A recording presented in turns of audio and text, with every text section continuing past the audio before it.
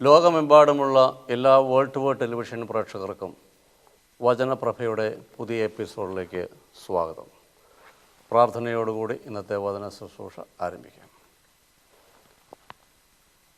സ്നേഹനിധിയായ ഞങ്ങളുടെ വാഴ്ത്തപ്പെട്ട സ്വർഗീയ പിതാവാം ദൈവമേ, അങ്ങയുടെ പാദപീഠത്തിലേക്ക് അടിയങ്ങൾ അടുത്ത് വരുന്നു. അവിടുന്ന് ഞങ്ങളോട് സംസാരിക്കണമേ എന്ന് പ്രാർത്ഥിക്കുന്നു. അവിടുത്തെ ജീവൻ്റെ വചനങ്ങൾ വേണ്ട പ്രകാരം കേൾക്കുവാനും ഗ്രഹിപ്പാനും തക്കവണ്ണം പരിശുദ്ധാത്മാവെ അവിടുന്ന് ഞങ്ങളെ സഹായിക്കണമേ എന്ന് പ്രാർത്ഥിക്കുന്നു. അടിയങ്ങളുടെ ജീവിതത്തിന് അത് ജീവനും ചൈതന്യവും പകരുവാൻ തക്കവണ്ണം അത് മുഖാന്തരമാക്കി തീർക്കണമെന്ന് പ്രാർത്ഥിക്കുന്നു. അടിയനെയും അവിടുത്തെ തിരുസന്നിധിയിൽ താഴ്ത്തി സമർപ്പിക്കുന്നു. പരിശുദ്ധാത്മാവെ അവിടുന്ന് അടിയനോട് കൂടെയിരിക്കണമേ എന്ന് പ്രാർത്ഥിക്കുന്നു. അങ്ങയുടെ തിരുവചനം പ്രാഗൽഭ്യത്തോടെ സംസാരിപ്പാൻ തക്കവണ്ണം അവിടുന്ന് അടിയനെ സഹായിക്കുകയും ശക്തീകരിക്കുകയും ചെയ്യണമെന്ന് യേശുവിൻ്റെ നാമത്തിൽ അപേക്ഷിക്കുന്നു. കൃപയോടെ കേൾക്കണമേ.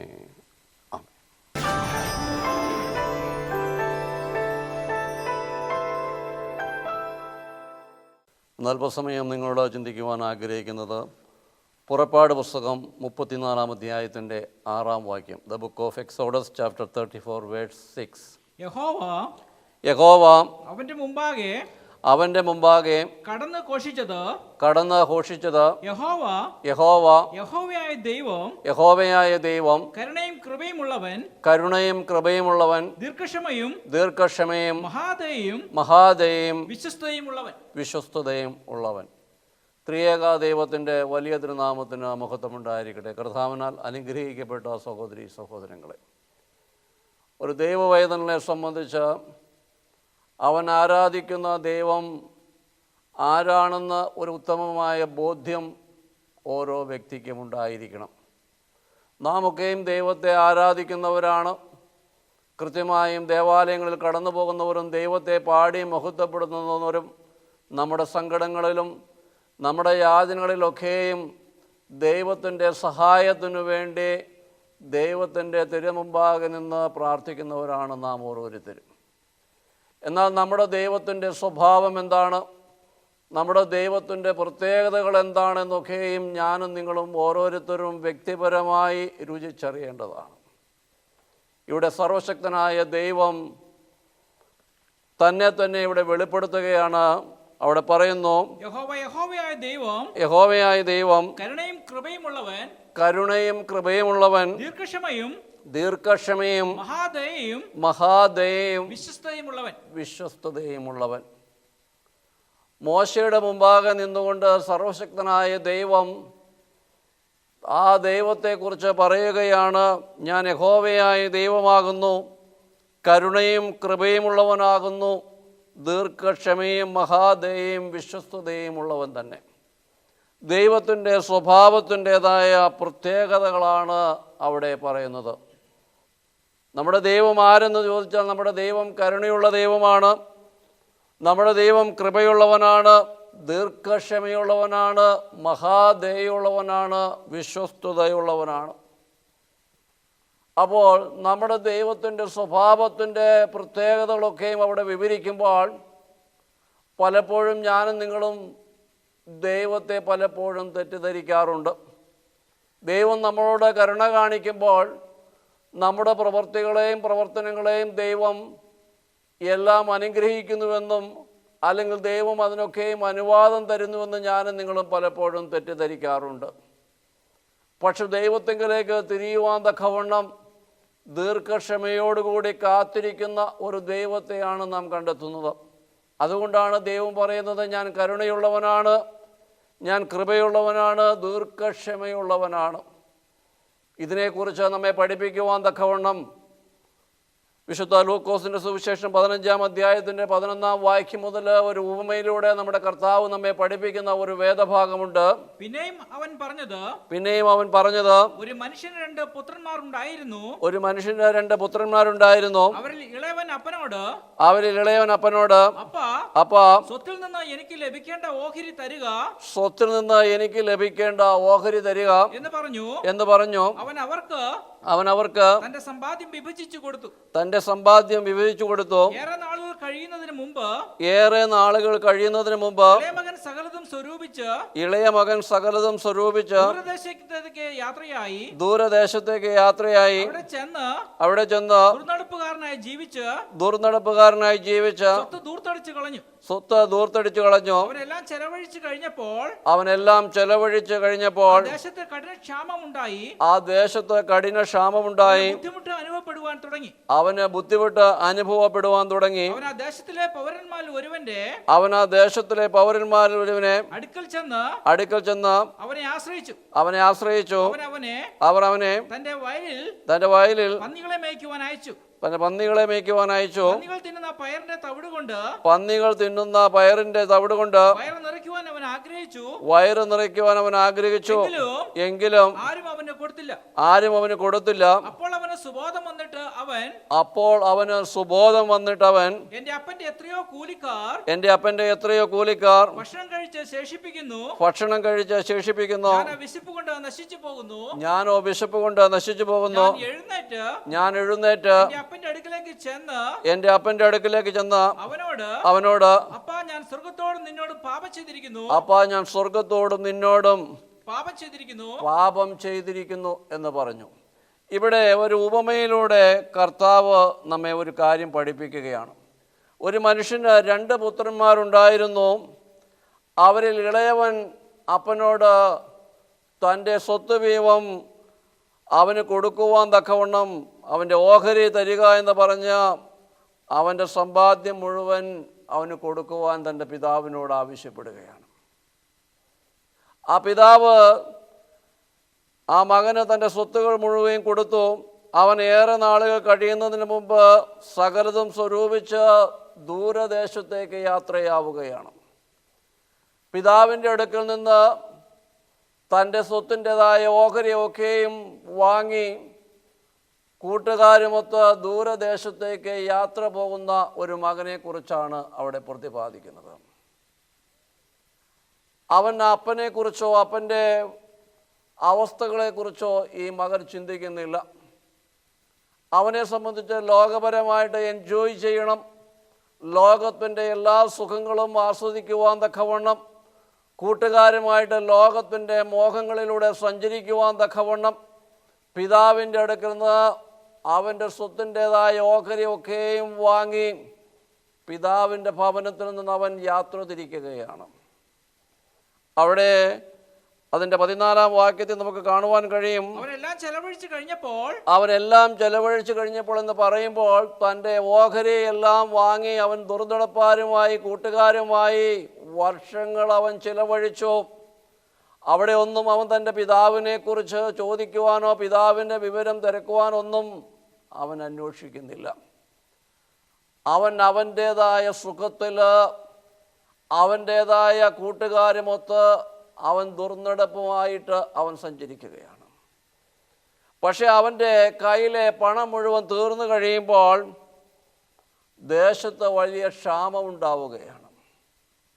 ദേശത്ത് വലിയ ക്ഷാമം ഉണ്ടാകുമ്പോൾ അവൻ്റെ ജീവിതത്തിൽ ബുദ്ധിമുട്ട് അനുഭവപ്പെടുവാൻ തുടങ്ങി. അതുവരെയും അവൻ്റെ ജീവിതത്തിൽ ഒരു ബുദ്ധിമുട്ടും ഉണ്ടായിരുന്നില്ല. അവൻ്റെ പിതാവിൻ്റേതായ സ്വത്തുക്കളൊക്കെയും അവൻ്റെ കൈവശമുണ്ടായിരുന്നു.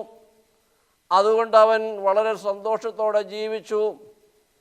അവൻ്റെ കയ്യിലെ സമ്പാദ്യം മുഴുവൻ തീർന്നു കഴിയുമ്പോൾ ദേശത്ത് വലിയ ക്ഷാമമുണ്ടാകുകയും അവൻ്റെ ജീവിതത്തിൽ അതുവരെ ഉണ്ടായിരുന്ന അവസ്ഥയ്ക്ക് ഒരു മാറ്റമുണ്ടാവുകയാണ്.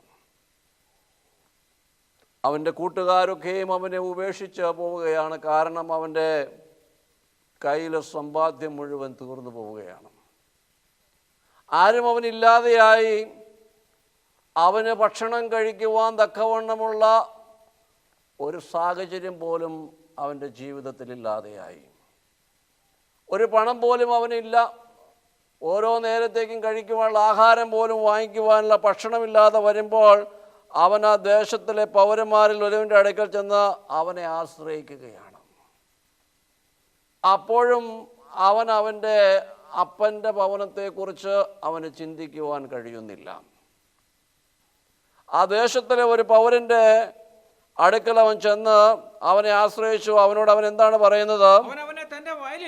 അവർ അവനെ തൻ്റെ വയലിൽ പന്നികളെ മേയ്ക്കുവാൻ അയച്ചു. പന്നികൾ തിന്നുന്ന പയറിന്റെ തവിട് കൊണ്ട് ആ പന്നികൾ തിന്നുന്ന പയറിന്റെ തവിട് കൊണ്ട് വയറ് നിറയ്ക്കുവാൻ അവൻ ആഗ്രഹിച്ചു. വയറ് നിറയ്ക്കുവാൻ അവൻ ആഗ്രഹിച്ചു. എങ്കിലും ആരും അവന് കൊടുത്തില്ല. ആരും അവന് കൊടുത്തില്ല. പന്നികളെ മേയ്ക്കുവാനുള്ള ഒരു ജോലി അവന് ലഭിച്ചുവെങ്കിലും ആ പന്നികൾക്ക് ലഭിക്കുന്ന ആഹാരം പോലും ഈ മകന് ലഭിക്കുന്നില്ല.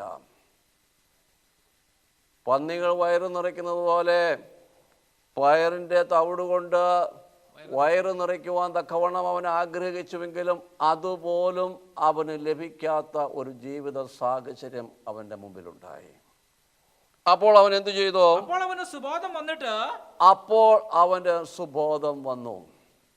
സുബോധം വരുമ്പോഴാണ് ജീവിതത്തിൻ്റെ യാഥാർത്ഥ്യങ്ങളിലേക്ക് നമുക്ക് തിരിഞ്ഞു നോക്കുവാൻ കഴിയുന്നത്. അവൻ സുബോധം വന്നു കഴിയുമ്പോൾ എന്താണ് ചെയ്യുന്നത്? എന്റെ അപ്പന്റെ എത്രയോ കൂലിക്കാർ ഭക്ഷണം കഴിച്ച് ശേഷിപ്പിക്കുന്നു.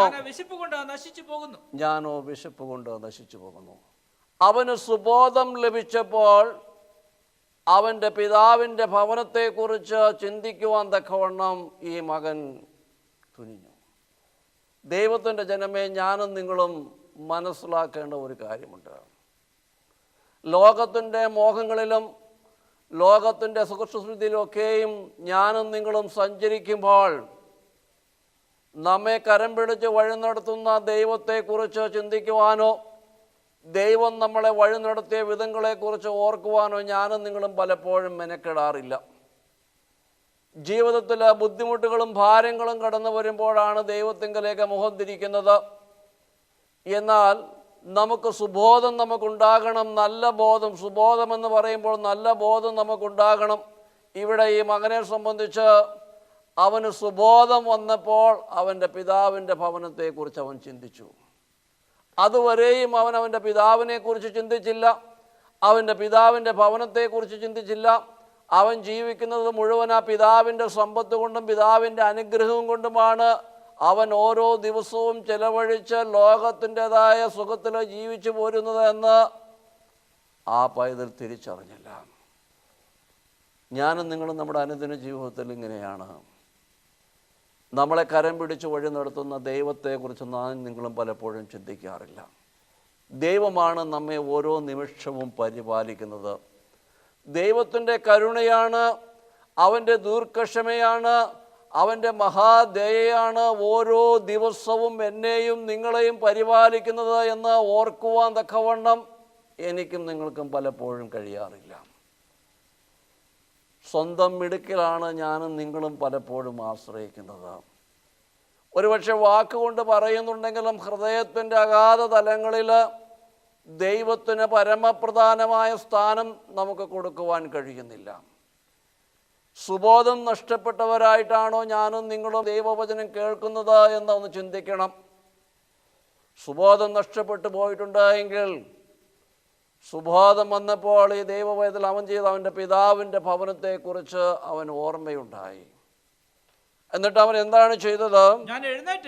ഞാൻ എഴുന്നേറ്റ് എന്റെ അപ്പന്റെ അടുക്കിലേക്ക് ചെന്ന് അവനോട് അപ്പാ, ഞാൻ സ്വർഗത്തോടും നിന്നോടും പാപം ചെയ്തിരിക്കുന്നു. സ്വർഗത്തോടും നിന്നോടും ഞാൻ പാപം ചെയ്തിരിക്കുന്നു. നിന്റെ മകൻ എന്ന് വിളിക്കപ്പെടുവാൻ ഇനി ഞാൻ യോഗ്യനല്ല.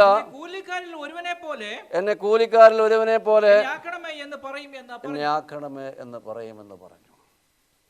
അപ്പോൾ സുബോധം വന്നപ്പോഴാണ് അവന് പാപബോധം തോന്നിയത്. ഞാൻ സ്വർഗത്തോടും നിന്നോടും പാപം ചെയ്തിരിക്കുന്നുവെന്ന് അവൻ എപ്പോഴാണ് ബോധ്യം വന്നത്? അവന് സുബോധം വന്നപ്പോഴാണ് അവൻ്റെ ഹൃദയത്തിൽ പശ്ചാത്താപബോധമുണ്ടായത്. ഞാൻ സ്വർഗത്തോടും നിന്നോടും പാപം ചെയ്തിരിക്കുന്നു. ഒരു ദൈവവൈതലിനെ സംബന്ധിച്ച് അവൻ്റെ ഹൃദയത്തിൽ ഉളവാകേണ്ടത് ഈ മനോഭാവമാണ്.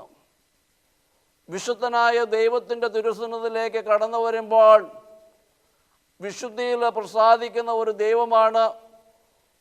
നമ്മുടെ നോട്ടം കൊണ്ടും നമ്മുടെ കാഴ്ച കൊണ്ടും സംസാരം കൊണ്ടും പ്രവൃത്തി കൊണ്ടൊക്കെയും അനുദിന ജീവിതത്തിൽ വരുന്ന നമ്മുടെ കുറവുകളെ കണ്ടെത്തിക്കൊണ്ട് ദൈവത്തിങ്കലേക്ക് തിരിയുവാനും ആ വിശുദ്ധിയിലേക്ക് വളരുവാനും തക്കവണ്ണം നമുക്ക് കഴിയണം. ഇത് കഴിയണമെങ്കിൽ നമുക്ക് സുബോധമുണ്ടായിരിക്കണം. നല്ല ബോധം നമുക്കുണ്ടാകുമ്പോൾ ഈ നല്ല ബോധം നമ്മളെ നയിക്കുന്നത് ദൈവാശ്രയത്തിലേക്കാണ് നമ്മളെ നയിക്കുന്നത്. സുബോധം നഷ്ടപ്പെട്ടവൻ എപ്പോഴും ലോകത്തിൻ്റെ മോഹങ്ങളിലേക്കായിരിക്കും അവൻ്റെ ചിന്തകളും, അവൻ്റെ ആശ്രയവും അതായിരിക്കും, അവൻ്റെ ലക്ഷ്യം അതായിരിക്കും. അതാണ് ഈ ഉപമയിലൂടെ നമ്മെ പഠിപ്പിക്കുന്നത്. അവന് സുബോധമില്ലാതിരുന്ന സാഹചര്യത്തിൽ അവൻ എന്ത് ചെയ്യും? ദുർനടപ്പുകാരുമായി ലോകത്തിൻ്റെ മോഹങ്ങളിലേക്കാണ് അവൻ കടന്നുപോയത്. എന്നാൽ സുബോധം അവന് ലഭിച്ചു കഴിയുമ്പോൾ പിതാവിനെക്കുറിച്ചും പിതാവിൻ്റെ ഭവനത്തെക്കുറിച്ചും അവന് ചിന്തയുളവാവുകയാണ്. അപ്പോൾ അവൻ പറയുകയാണ്, ഞാൻ എഴുന്നേറ്റ് എൻ്റെ പിതാവിൻ്റെ ഭവനത്തിലേക്ക് പോകും. ഞാൻ സ്വർഗത്തോടും നിന്നോടും പാപം ചെയ്തിരിക്കുന്നു. നിന്റെ മകനെന്ന് വിളിക്കപ്പെടുവാൻ ഇനി ഞാൻ യോഗ്യനല്ല. നിന്റെ കൂലിക്കാരിൽ ഒരുവനെ പോലെ എന്നെ ആക്കണമേ എന്ന് പറയും. അങ്ങനെ അവൻ എഴുന്നേറ്റ് അവന്റെ പിതാവിന്റെ അടുക്കിലേക്ക് പോയി. ദൂരത്തു നിന്ന് തന്നെ പിതാവ് അവനെ കണ്ട് മനസ്സലിഞ്ഞു. അവൻ ഓടിച്ചെന്ന് അവന്റെ കഴുത്തിൽ കെട്ടിപ്പിടിച്ച് അവനെ ചുംബിച്ചു. ദൂരത്തു നിന്ന് തന്നെ ആ പിതാവ് തൻ്റെ മകൻ കടന്നു വരുന്നത് കാണുകയാണ്. പ്രതീക്ഷയോടുകൂടി തൻ്റെ മകന് വേണ്ടി അവൻ വർഷങ്ങളായി ദിവസങ്ങളായിട്ട് കാത്തിരിക്കുന്ന ഒരു പിതാവിനെയാണ് അവിടെ കാണുന്നത്. അവൻ്റെ പ്രതീക്ഷ നഷ്ടപ്പെട്ടിട്ടില്ല. ആരുടെ? പിതാവിൻ്റെ പ്രതീക്ഷ നഷ്ടപ്പെട്ടില്ല. പ്രതീക്ഷയോടുകൂടി തൻ്റെ മകൻ്റെ മടങ്ങി വരവിന് വേണ്ടി കാത്തിരിക്കുന്ന ഒരു പിതാവിനെയാണ് ഇവിടെ കാണുന്നത്. സ്നേഹനിധിയായ നമ്മുടെ ദൈവത്തെയാണ് ആ പിതാവ് പ്രതിനിധാനം ചെയ്യുന്നത്. എൻ്റെയും നിങ്ങളുടെയും മടങ്ങി വരവിന് വേണ്ടി സുബോധത്തോടുകൂടി ദൈവത്തിങ്കലേക്ക് തിരിയുവാൻ തക്കവണ്ണം, ദൈവിക അനുഗ്രഹങ്ങൾ പ്രാപിച്ചെടുക്കുവാൻ തക്കവണ്ണം, ദൈവത്തെ സമ്പൂർണമായി ആശ്രയിപ്പാൻ തക്കവണ്ണം, ദൈവത്തിങ്കലേക്ക് മുഖം തിരിച്ച് കടന്നു വരുവാൻ തക്കവണ്ണം നമ്മെ കാത്തിരിക്കുന്ന ഒരു സ്നേഹനിധിയായ ദൈവത്തെയാണ് ഇവിടെ നമ്മെ പഠിപ്പിക്കുന്നത്. അതുകൊണ്ടാണ് ദൈവം പറയുന്നത്, ഞാൻ മഹാകരുണയും കൃപയുമുള്ളവനാകുന്നു, ഞാൻ ദീർഘക്ഷമയുള്ളവനാണ്, ഞാൻ വിശ്വസ്തതയുള്ളവനാണ്, ഞാൻ മഹാദയയുള്ള ദൈവമാണ്. ആ ദൈവം എൻ്റെയും നിങ്ങളുടെയും മടങ്ങി വരവിന് വേണ്ടി കാത്തിരിക്കുകയാണ്. ഈ രാത്രി ദൈവത്തിൻ്റെ തിരുവചനം ഞാനും നിങ്ങളും ശ്രമിക്കുമ്പോൾ, ദൈവത്തിൻ്റെ ജനമേ, എൻ്റെയും നിങ്ങളുടെയും യാത്ര എപ്രകാരമുള്ളതെന്ന് പരിശോധിക്കണം. ഈ മുടിയനായ പുത്രനെ പോലെ യാത്ര ചെയ്യുന്നവരാണോ ഞാനും നിങ്ങളും എന്ന് പരിശോധിക്കണം. അങ്ങനെ യാത്ര ചെയ്യുന്നവരാണെങ്കിൽ നമ്മുടെ മടങ്ങി വരവിന് വേണ്ടി കാത്തിരിക്കുന്ന സ്നേഹതയായ ദൈവം സ്വർഗത്തിലുണ്ട്. അത് വിവിധങ്ങളായ മാർഗങ്ങളിലൂടെ ദൈവം എന്നോടും നിങ്ങളോടും സംസാരിക്കുകയാണ്. ഈ രാത്രി ദൈവത്തിൻ്റെ തിരുവചനത്തിലൂടെ ദൈവത്തിൻ്റെ പരിശുദ്ധാത്മാവ് എന്നോടും നിങ്ങളോടും ഒരുപോലെ സംസാരിക്കുകയാണ്. എന്തിനു വേണ്ടി? എന്നെയും നിങ്ങളെയും സ്വീകരിപ്പാൻ തക്കവണ്ണം ആ സ്നേഹനിധിയായ പിതാവ് കാത്തിരിക്കുകയാണ്. ആ പിതാവ് എന്താണ് ചെയ്യുന്നത്? അവൻ ഓടിച്ചെന്ന് അവൻ്റെ കഴുത്തിൽ കെട്ടിപ്പിടിച്ച് അവനെ ചുംബിച്ചു. അത് മാത്രമല്ല, മകൻ അവനോട് ഞാൻ സ്വർഗത്തോട് നിന്നോട് പാപം ചെയ്തിരിക്കുന്നു. നിന്റെ മകനെന്ന് വിളിക്കപ്പെടുവാൻ ഞാൻ യോഗ്യനല്ല എന്ന് പറഞ്ഞു. ആ പിതാവ് തന്റെ ദാസന്മാരോട് വേഗം മേൽത്തരമായ അങ്കി കൊണ്ടുവന്ന് ഇവനെ ധരിപ്പിക്കുവിൻ, അവന്റെ വിരലിൽ മോതിരവും കാലിൽ ചെരുപ്പും ഇടുവിൻ, തടിച്ച കാളക്കുട്ടിയെ കൊണ്ടുവന്ന് അറുക്കുവിൻ, നമുക്ക് ഭക്ഷിച്ച് ആനന്ദിക്കാം. സ്വർഗം സന്തോഷിക്കുന്ന മഹാ അനുഭവം. ഒരു പാപിയുടെ മാനസാന്തരമാണ് സ്വർഗം സന്തോഷിക്കുന്നത്. എൻ്റെയും നിങ്ങളുടെയും മടങ്ങി വരുവിന് വേണ്ടി ദൈവം കാത്തു നിൽക്കുകയാണ്. അവൻ അതുവരെയും ചെയ്ത പാപത്തെക്കുറിച്ച് ഒന്നും ദൈവം അവിടെ ചോദ്യം ചെയ്യുന്നില്ല. ദൈവം പറയുകയാണ്, എന്താണ് പിതാവ് പറയുന്നത്? ദാസന്മാരോട് വേഗത്തിൽ മേൽത്തരമായ അങ്കി കൊണ്ടുവരിക, അവൻ്റെ കയ്യിൽ മോതിരമിടുക, അവൻ്റെ വിരലിൽ മോതിരവും കാലിൽ ചെരുപ്പുമിട്ട് തടിച്ച താളക്കുട്ടിയെ അറക്കുവാൻ തക്കവണ്ണം പറയുകയാണ്. ദൈവത്തിൻ്റെ ജനമേ, ഞാനും നിങ്ങളും ദൈവത്തിങ്കലേക്ക് മുഖം തിരിക്കണം. നമ്മുടെ ജീവിതത്തിൻ്റെ പാപസ്വഭാവങ്ങളെ ഉപേക്ഷിപ്പാൻ തക്കവണ്ണം നമുക്ക് കഴിയണം. ആ മകന് സുബോധം വന്നപ്പോൾ അവൻ്റെ പിതാവിൻ്റെ ഭവനത്തെക്കുറിച്ച് അവൻ ഓർമ്മ വന്നതുപോലെ ഈ രാത്രി ദൈവത്തിൻ്റെ തിരുവചനം ഞാനും നിങ്ങളും കേൾക്കുമ്പോൾ നമ്മുടെ പിതാവിൻ്റെ ഭവനത്തെക്കുറിച്ച്, സ്വർഗരാജ്യത്തെക്കുറിച്ച് എനിക്കും നിങ്ങൾക്കും ബോധ്യം വരണം. നമ്മുടെ ജീവിതയാത്രയ്ക്ക് ഒരു ലക്ഷ്യമുണ്ട്. എന്താണ് നമ്മുടെ ലക്ഷ്യം? ആ നിത്യതയിൽ എത്തിച്ചേരുക എന്നുള്ളതാണ് നമ്മുടെ ലക്ഷ്യം. സ്വർഗത്തിൽ ദൈവത്തോടൊപ്പം വസിക്കുന്ന ഒരു അനുഭവം നമുക്കുണ്ടാകണം. ആ അനുഭവത്തിന് വേണ്ടിയുള്ളൊരു യാത്രയാണ് ഈ ഭൂമിയിലെ നമ്മുടെ യാത്ര എന്ന് പറയുന്നത്. അവിടെ നമ്മെ പുറകോട്ട് വലിക്കുന്ന ലോകത്തിൻ്റെതായ പല സുഖങ്ങൾ കാണും. ദുർനടപ്പുകാരായ കൂട്ടുകാർ നമുക്ക് കാണും. നമുക്ക് അടിച്ചു പൊളിക്കുവാൻ തക്കവണ്ണം നമ്മളെ വിളിക്കുന്ന ലോകത്തിൻ്റെതായ അനേക സുഖങ്ങൾ കാണും. അവിടെയൊക്കെയും ഒരു ദൈവവൈതലിനെ സംബന്ധിച്ച് ഒരു അതിർവരമ്പുകൾ ഇടുവാൻ തക്കവണ്ണം കഴിയണം. ദൈവത്തെക്കുറിച്ച് ചിന്തയുള്ളവനായിരിക്കണം ഒരു ദൈവവൈതൽ. എന്തുകൊണ്ടാണ് ദൈവം ദീർഘക്ഷമയോടുകൂടി കാത്തിരിക്കുന്നത്? നമ്മുടെ ദൈവത്തിൻ്റെ സ്വഭാവം എന്ന് പറയുന്നത് അവൻ ദീർഘക്ഷമയുള്ളവനാണ് എന്ന് പറയുമ്പോൾ 2 പത്രോസ് 3:9 അവിടെ നമ്മെ പഠിപ്പിക്കുന്നുണ്ട്. ചിലർ താമസം എന്ന് വിചാരിക്കുന്നത് പോലെ കർത്താവ് തന്റെ വാഗ്ദത്തം നിറവേറ്റുവാൻ താമസിക്കുന്നില്ല.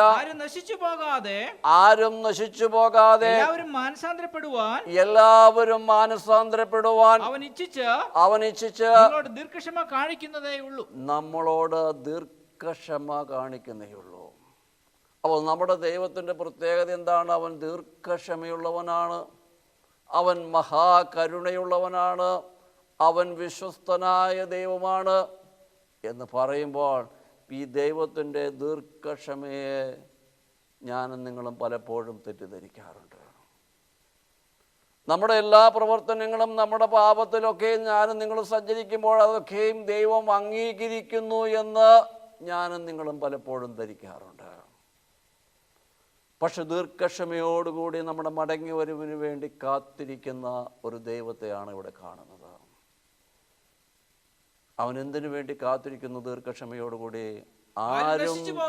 ആരും നശിച്ചു പോകാതിരിക്കണമെന്ന് ദൈവം ആഗ്രഹിക്കുന്നു.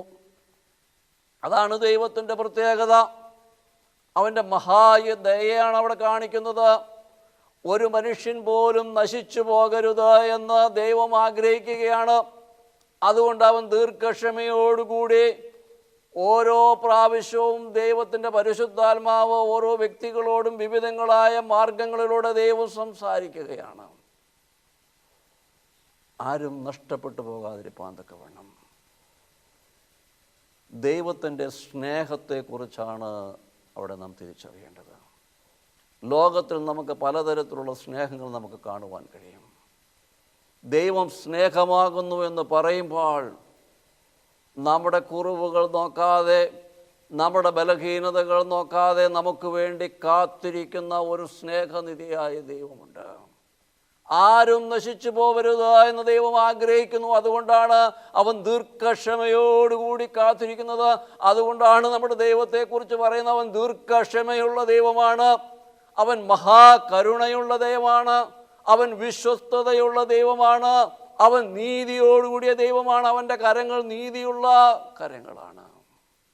അതുകൊണ്ടാണ് അപ്പോസ്തലൻ നമ്മെ പഠിപ്പിക്കുന്നത് 2 പത്രോസ് 3:15 വാക്യത്തിൽ പറയുന്നുണ്ട്, നമ്മുടെ കർത്താവിന്റെ ദീർഘക്ഷമയെ ആ രക്ഷ എന്ന് കരുതിക്കൊള്ളുവിൻ.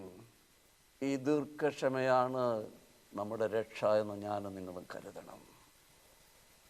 ദൈവത്തിൻ്റെ ജനമേ, ഞാൻ എൻ്റെ വാക്കുകൾ ചുരുക്കുകയാണ്. ഞാനും നിങ്ങളും എങ്ങനെയാണ് യാത്ര ചെയ്യുന്നത്? നമ്മുടെ ദൈവത്തെ പിൻപറ്റുന്നവരാണോ? അതെയോ ആ മുടിയനായ പുത്രനെ പോലെ ലോകത്തിൻ്റെ സുഖങ്ങളിലും ഈ ലോകത്തിൻ്റെതായ കാര്യങ്ങളിലും തൽപരരായി യാത്ര ചെയ്യുന്നവരാണോ? ജീവിതത്തിൻ്റെ പ്രതിസന്ധികൾ നിങ്ങളെ അലട്ടുന്നുണ്ടോ? എങ്കിൽ ഈ രാത്രി ദൈവത്തിങ്കിലേക്ക് മോഹം തിരിക്കണം.